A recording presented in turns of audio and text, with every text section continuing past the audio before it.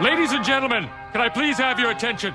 I've just been handed an urgent and horrifying news story. And I need all of you to stop what you're doing and listen.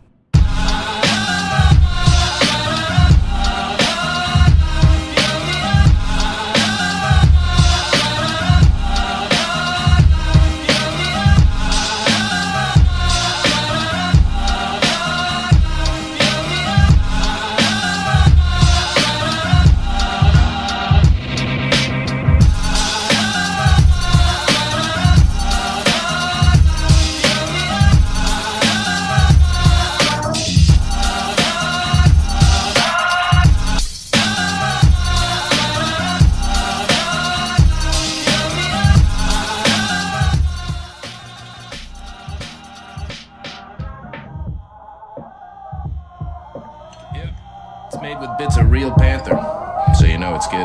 It's quite pungent. Oh, yeah. It stings the nostrils.